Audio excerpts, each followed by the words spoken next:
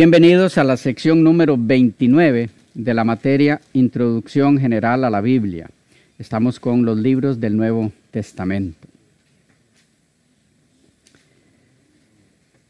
Otro asunto interesante es que como los miembros de esa iglesia en Corinto vivían en medio de la disoluta población de Corinto, muchos que habían renunciado a sus caminos de impiedad recayeron en sus antiguos hábitos de vida. Lo podemos ver en el capítulo 5 de 1 Corintios.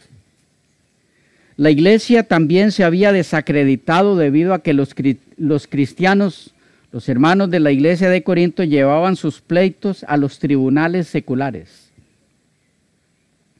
La cena del Señor se había convertido en una ocasión de comilonas. Pueden verlo en el 11, 17 al 34. Asimismo, habían surgido preguntas en cuanto al matrimonio, a los problemas sociales relacionados con él, con el matrimonio. Capítulo 7. En cuanto al consumo de alimentos sacrificados a los ídolos. Capítulo 8. Y acerca de la debida conducta de las mujeres en el culto público. Capítulo 11, 2 al 16. También se entendía mal la función adecuada de los dones espirituales. Capítulos 12 al 14. Algunos eran escépticos en cuanto a la realidad y forma de la resurrección. No creían en la resurrección algunos de ellos. El capítulo 15. Para que tengan una idea de cuál era la problemática, la temática sobre la cual el apóstol escribió. Era una iglesia seriamente problemática, casi en todas las áreas. Y Pablo los amaba. Esa es la parte que más me impacta. A pesar de. Porque él sabía que Dios lo amó a él a pesar de. Era de que se hubiera desanimado rápido y hubiera dicho este montón de mundanos que sigan su rumbo y se pierdan todos. Lo llama los santos de Corinto. Bueno, es otra temática esa. La fecha.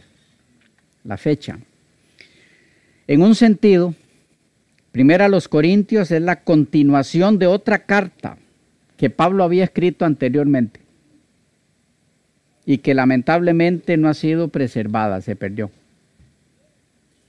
Por alguna razón. Dios así lo permitió. Pablo ya les había enviado una carta a los corintios para decirles que ellos no deberían juntarse con gente inmoral. Pueden verlo en el 5:9. Aparentemente, esa primera carta desconocida provocó algunas consultas o preguntas a esta iglesia, al apóstol. Pueden verlo en el 5:9 y en el 7:1 de 1 Corintios. Esa primera carta que él escribió provocó algunas preguntas en ellos, que él trata de contestar en esta primera epístola. Al responder la carta que había recibido por parte de la iglesia en Corinto, Pablo generó entonces lo que hoy conocemos como la primera epístola a los Corintios.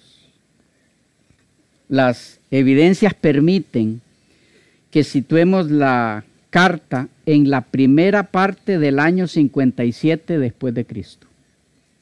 Primera parte del año 57 después de Cristo. Y otras posibilidades entre el 55 al 57.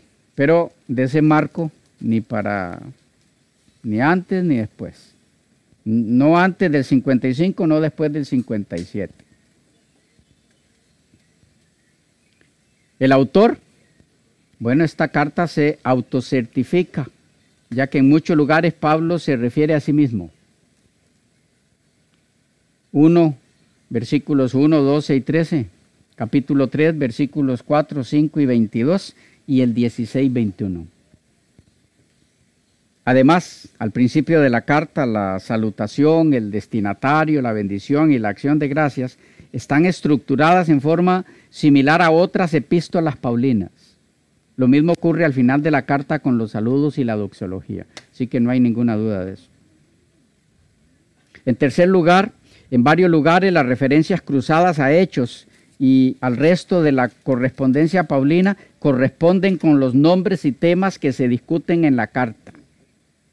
Por ejemplo, tanto en Hechos como en 1 Corintios, los primeros en abordar a la congregación son Pablo y Sóstenes, según el 1:1. Lucas destaca que Sóstenes era el director de la sinagoga en Corinto, que fue azotado por los judíos delante de la corte de Galión, Hechos 8:17. Pablo bautizó a Crispo, 1:14. Y Lucas escribe que Crispo, cuando decimos Lucas es en Hechos, ¿verdad?, que Crispo era el director de la sinagoga de Corinto que se convirtió con toda su familia. Crispo, ¿verdad? No confundan con Cristo. Crispo. Según Hechos 18:8. Las referencias cruzadas a otros pasajes paralelos de las cartas de Pablo son tan numerosas que no es posible mencionarlas aquí, son muchas. Toda la evidencia apunta sin duda alguna al apóstol Pablo como el autor de la epístola. De paso, 1 Corintios es una de las cartas prácticamente no discutidas en cuanto a su autor. El tema, el punto focal de 1 Corintios no está en la teología doctrinal, sino en la teología pastoral. Esta carta trata sobre los temas que traían división al cuerpo de Cristo, capítulo 1, versículos 11 hasta el 3:4.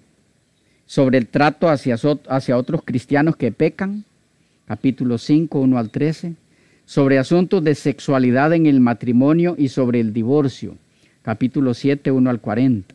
Sobre la adoración apropiada en la iglesia, capítulo 11, 2 al 34.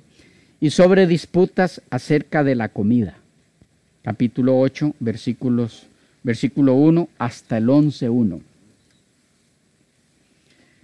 Segunda a los Corintios. El autor, bueno, tanto la evidencia externa como la interna, captamos evidencia externa e interna, ¿verdad? Afirman concluyentemente la paternidad literaria paulina de la epístola. La evidencia externa se remonta hasta la generación que siguió inmediatamente a la de los apóstoles. Citas tomadas de esta epístola por muchos de los antiguos llamados padres de la iglesia y por escritores de la época, así como referencias a ella, proporcionan un abundante testimonio en cuanto a que es fidedigna de Pablo. Por otro lado, la evidencia interna señala inconfundiblemente a Pablo como su autor, solo basta leerla. La fecha, aproximadamente en el año 57 después de Cristo, mientras Pablo se encontraba en Macedonia. Otras posibilidades entre el 56 y 57, en esos 2 años, no antes, no después. El tema, la mayor parte de esta carta, escrita unos 12 meses después que 1 Corintios, es intensamente personal, muy personal. Es un derramamiento del hombre mismo, del autor mismo. Aunque incluye algunos asuntos doctrinales, la carta revela vívidamente los sentimientos de Pablo y su fe al confrontar el peligro y el desengaño, al contraatacar la calumnia, al contraatacar la deslealtad, mientras lleva a cabo su misión como apóstol. A menudo nos quedamos confusos, y esto es importante entenderlo, por ciertas referencias que encontramos en la carta sin explicación y alusiones a personas y eventos, sin duda familiares a los corintios, pero evidentemente oscuras para nosotros, que no sabemos quiénes eran esas personas, por qué les menciona eso, porque no lo explica.